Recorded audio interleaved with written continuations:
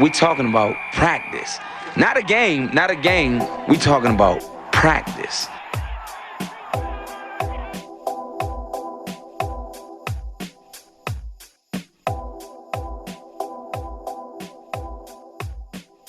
Welcome, everyone, to the After Practice Podcast. I'm your host, Lake Lewis. It's week 10 in the NFL season, and who would have ever thought that we would be talking about the Washington football team at 2-6? There was immense expectations for this football team last year, coming off a 7-9 season, winning the NFC East division. And people like myself thought that the Washington football team had a legitimate chance to do something that no other team in the division had done in 16 seasons, and that was to win an additional, consecutive NFC East crown. It doesn't look like that's going to happen. So on today's show, we're going to break down what's going on with the Washington football team. Did Ron Rivera and company, did they figure out some things that they need to do to make this team more competitive in the second half of the season? And of course, Tom Brady comes to town this week. The defending Super Bowl champion Tampa Bay Buccaneers, they're coming off a bye week, but they're also coming off a loss to the New Orleans Saints before that bye.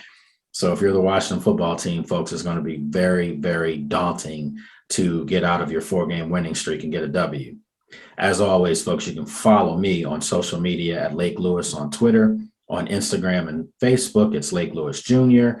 You can follow all the great work from myself and some of my other colleagues at sportsjourney.com, where they break down the Washington Wizards, the Washington Capitals, the Nationals, the Mystics, the Washington Spirit, you name it. There's coverage there. And as always, I appreciate everyone who's doing what they're doing. And more importantly, I appreciate you guys for your continued support. Everyone's been great over the years. This is my 10th season covering this team. Can you believe that? My 10th season. And safe to say, I've only seen legitimately 2 playoff runs. And they weren't runs. They were over rather quickly.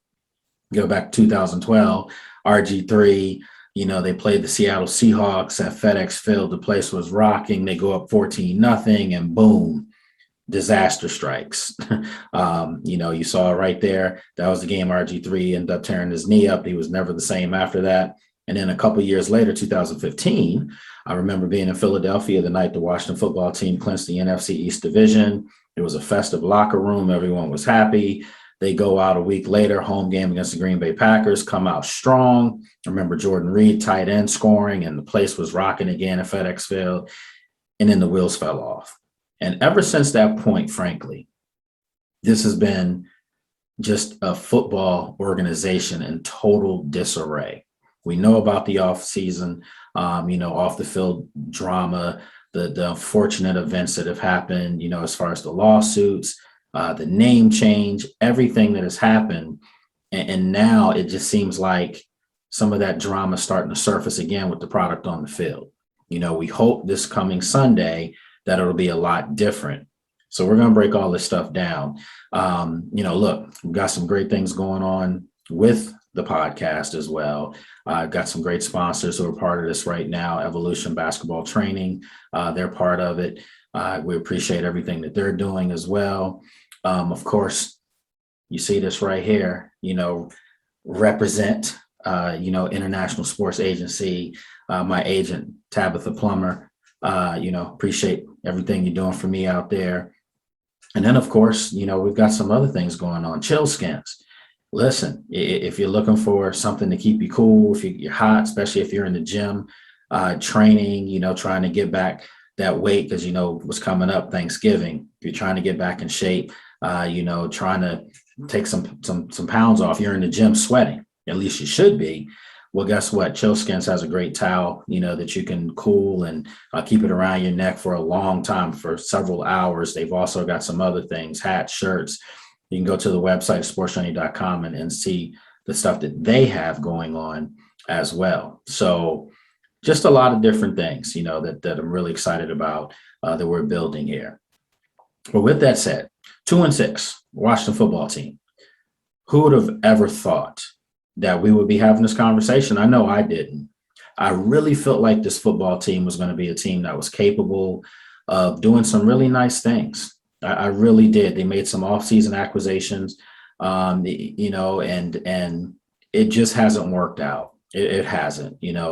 William Jackson came over from Cincinnati. He was, considered to be by most the top free agent cornerback out there. And Washington had a need for a corner because Ronald Darby signed a lucrative deal with the Denver Broncos after a nice campaign last year in 2020. So Washington goes out. Most people thought seemingly they had upgraded the position. William Jackson hasn't played like the William Jackson that we saw in Cincinnati. A lot of that could be attributed to coaching. Some of that could be attributed to his play. But whatever the performance, it hasn't lived up to the expectations. The team brought in Bobby McCain, from the Miami Dolphins. He was a safety that a lot of people were high on, and that was a position that they thought they could upgrade. I'm not sure personally they needed to upgrade it because I thought between DeShazier Everett and Jeremy Reeves, I thought the free safety position had played well last year with Cam Curl playing his natural position of strong safety. I'm not a coach. I'm not a GM. I know a lot of you ask me, would I do that? Would I take a GM job? Maybe, subject for another day. But with all that being said, I'm not doing that. And I don't know who is, because some of the talent evaluation for this team hasn't been on point and it hasn't been up to par. Some of the moves don't make sense. And that's the only way you can put it. I don't want anyone to think that in the media, we're just trying to pile on. We're trying to create stories, create drama, because that's not my style. I'd like to be able to talk about a team that's winning. I'd like to be able to talk about all the good things that are going on within the organization. But you can't lie. You can only talk about the truth. And the truth of the matter is some of the moves that were made for this team haven't lived up to what they were supposed to be. And somebody's got to take the blame for that. Somebody's got to be on the hook for this. I'm not saying people need to be fired. I'm not a big person that thinks that you make household changes every time something doesn't go well, because sometimes you need people to learn collectively together to get a product better. And once you can do that and you can work together, then maybe you'll see some positive changes. But nevertheless, this team currently constructed is just not good enough. There's no other way to put it. When you look at this division, and the Dallas Cowboys are sitting at the top right now, and they had a very bad loss, last week against the Denver Broncos. They got taken behind the woodshed by the Broncos, and it was bad. As I say, some of you say behind the woodshed. I just say they got back alley slapped. That's what they did. It was that bad.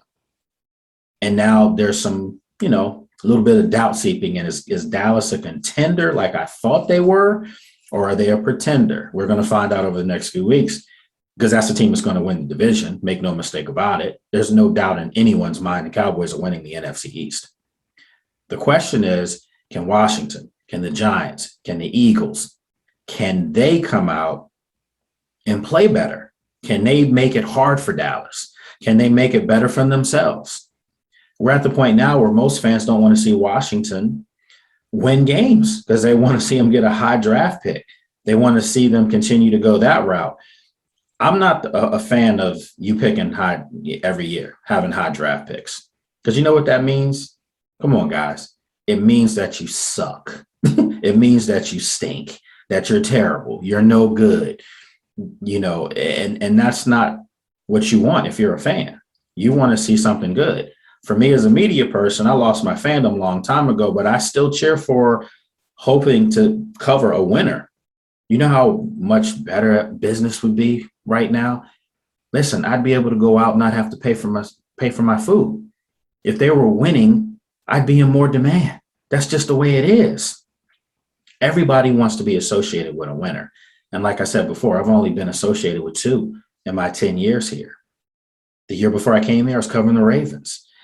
And it's like night and day. It really is like night and day from what I saw there and from what I've been covering here.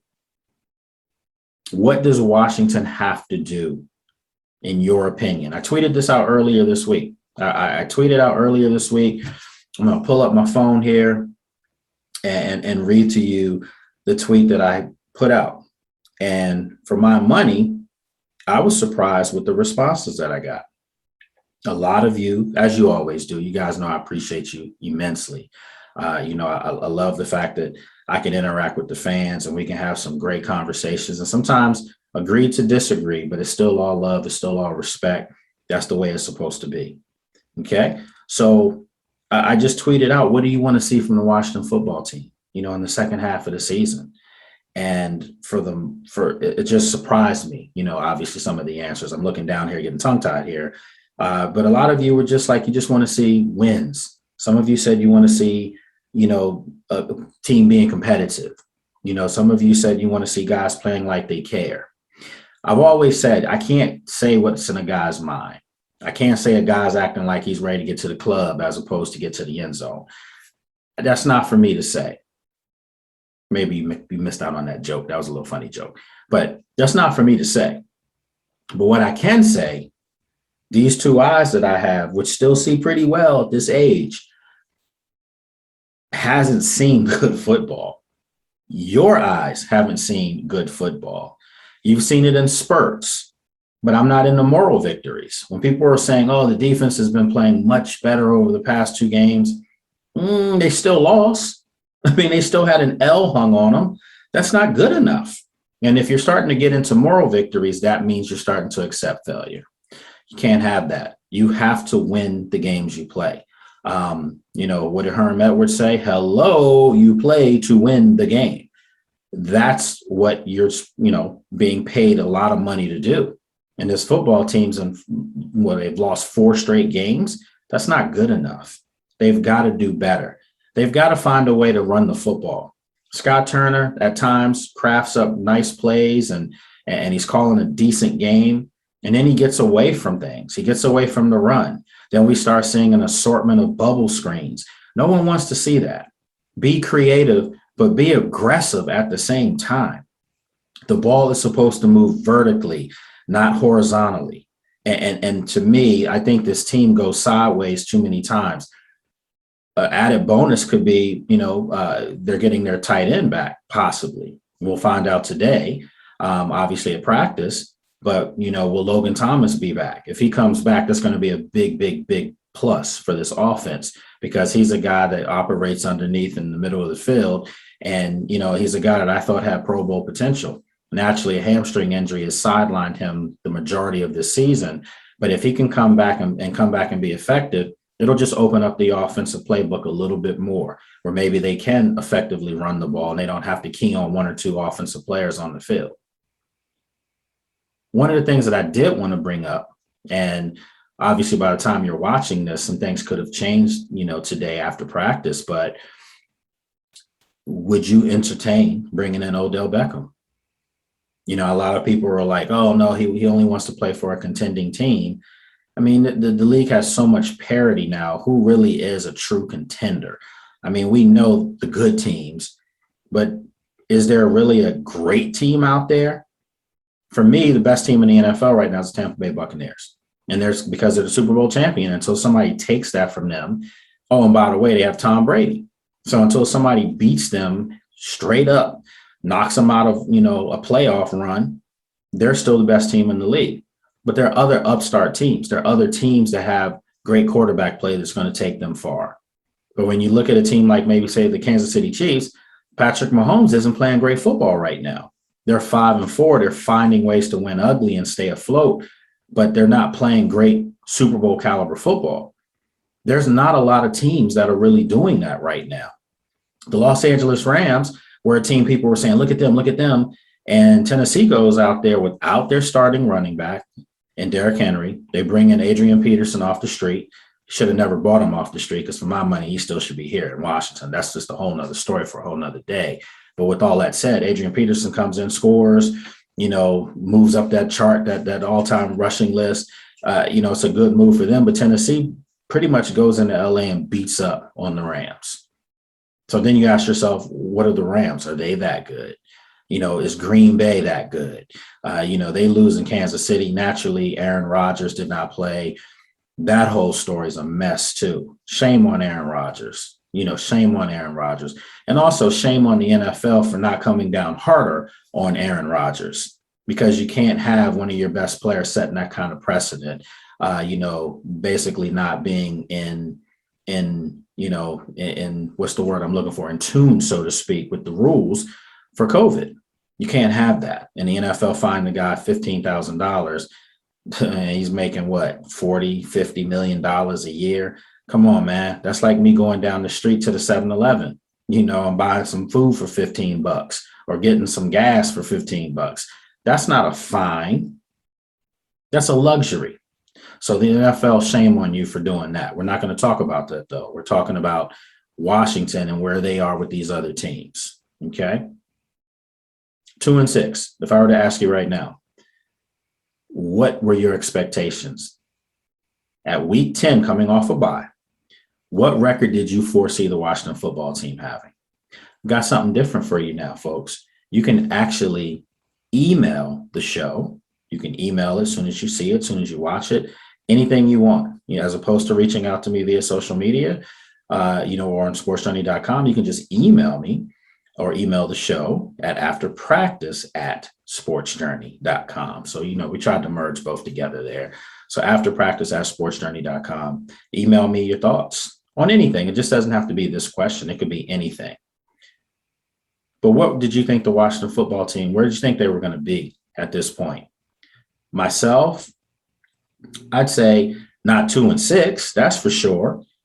I'd probably go, out of 8 games, 4-4 at worst. I think that's realistic. 4-4. That's probably where I would have had them. If everything had gone well, if Fitzpatrick wasn't injured and he had been playing at a high level in preseason and in training camp, which he wasn't. I'm going to be honest, he struggled, didn't look good to me. But had he looked nice, I probably would have said maybe they could be 5-3. Maybe they could be 5-3. But realistically, 4-4. But definitely not 2-6. There's games against teams that I thought they should have won that they lost. Simple as that. I thought they were going to beat the Chargers in week 1. I go back to that game. The fans were there. They were raucous. They were loud. And the first play of the game, the defense gave you pretty much a glimpse into what was going to be this year. Defensive breakdown. Chargers go up the field for 17 yards on the first play. Those are the type of things that we've dealt with all year. Ron Rivera has a lot to clean up here, a lot. And I think it has to start with himself as far as the coaching decisions that have been made, as far as some of the in-house moves that have been made, as far as some of the moves with players this season that have been made. I don't care what anyone says. And a lot of you thought Dustin Hopkins should have been moved out of here. And I ask you again, for who? Who do you move him for? The guy was 12 for 14 when he was moved.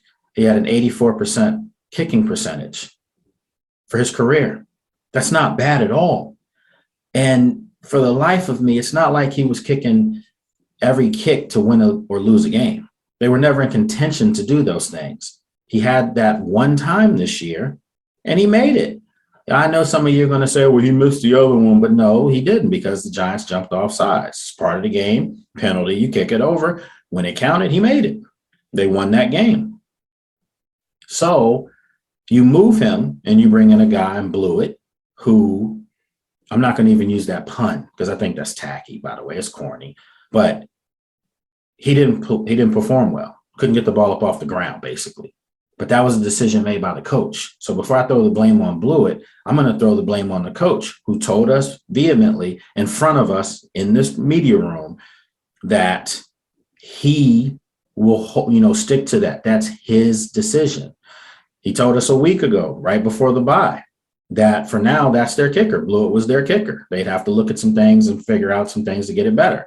Well, they looked at some things and probably realized the kid probably should have never been brought in here, period. They didn't have a plan when they got rid of Dustin Hopkins. And if the plan was Blewett, again, they didn't have a plan when they got rid of Dustin Hopkins. So now they have the kid Sly in here, who has some history kicking in Carolina with these guys. He has some history just kicking in the league. So at least they're getting a professional kicker with experience. I can take that a little bit better, but he's got to come out and produce. And he's got to produce higher than Dustin Hopkins. He's got to produce at a rate that's better than what Dustin Hopkins had. Simple as that.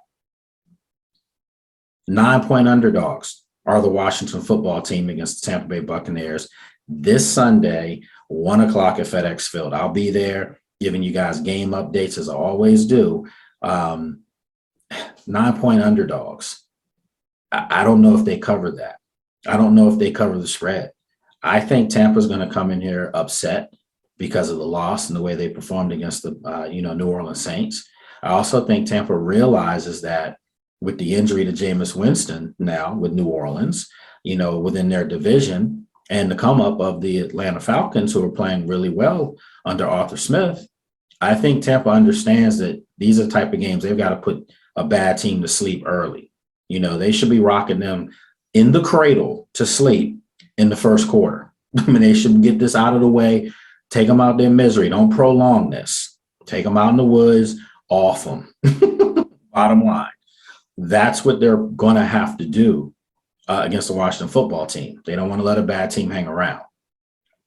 Washington, on the other hand, someone asked me, is this a must-win game? I mean, at this point in their season, every game is a must-win game if you're trying to do anything with your season. But let's be honest here. This isn't a playoff football team. This is a team, as they're starting to say a little bit louder now out in Ashburn, is, hey, it's a rebuild. They don't say the word. It's more like the changing of the culture. No, it's a rebuild. And you should have said it last year, and you should have stuck with it, because when you win a division that was really bad, and you made moves last year to win the division, I understand maybe it teaches people how to win, but did it really do that? Because they're not doing it this year. And they have more talent on this team this year than they did last year. Let's be honest with this. They have much more talent on this roster than they did last year. And part of that is because some of the young guys last year, rookie players, are now in their second year. So that's just another year of experience under their belt. A lot of different things here to talk about. And for my money, the Washington football team has to answer the bell for us in the media and for you, the fan out there, because it's all fleeting right now. Fans are not coming out to the games. They're not liking the messages they're getting, the mixed signals. And I've said this before, this isn't Carolina. No offense to Charlotte, the market, but that's an expansion market. Call it like it is. The basketball team there, the football team, the hockey team, those are expansion teams. This is not any expansion stuff here. This is a football team that's one of the oldest in the NFL, one of the historical franchises and fan bases. And it hasn't been anything but historical over the last 30 years since Dan Snyder purchased the team, frankly. But one thing that has stayed constant is the support of the fan base. But now that is fleeting. And I actually tweeted that out just in those same words. It's fleeting. Fans want to see production. They want to see a team going out there and showing them on a week-to-week basis they're improving in some facet. And not just improving in a moral victory standpoint, but producing and getting a result. Get a W. That'll show ultimate improvement. It'll also show that you're still engaged in your season, that you're not ready to go fishing, that you're not ready, to start worrying about what parties you're having later. This is a young team. They're fighting hard. They're playing hard. I won't take that away from them. But fighting hard and playing hard don't do anything if you can't get W's and you're not showing improvement. So it's going to be interesting to see what exactly happens with the Washington football team this weekend against the Tampa Bay Buccaneers. As always, you can follow me again on social media at Lake Lewis, on Twitter, and then on Instagram and Facebook, Lake Lewis Jr. You can follow Sports Journey, which Sports Journey does have social media as well, sportsjourney.com on most platforms. You can check us out there as well. So we'll be there Sunday, breaking down the team, breaking down the game, giving you game results, interacting with you as the game goes on. And hopefully it's a competitive game. Hopefully it's a game that the Washington football team can find a way to steal and win. But nevertheless, it's a game that they can compete in. I think that's what we're all looking for. I know I will be. As always, I appreciate you taking time to check out this podcast. You can subscribe to it on all the major podcast carriers in audio, on Apple, iTunes, Spotify, iHeartRadio, SoundCloud, you name it, it's there. And then, of course, you're watching this right now. You can watch it on YouTube. Okay, so you can go to the Sports Journey YouTube channel, and all the podcasts are there. other videos up there over the years from covering other events, other teams. So it's all up there, folks. We're trying to give you different ways to reach us, and we're trying to reach you in different ways. But again, it's all love with me. I appreciate you guys checking me out, being part of this fan base with me, being some of my diehard supporters. I ride with you guys. I appreciate everything. And as always, let's just keep this train rolling. Let's keep having fun with this. And hopefully we get some better days ahead so we can start talking about some winning football here in the Washington, D.C. metropolitan area. Have a good one, everyone. Be safe.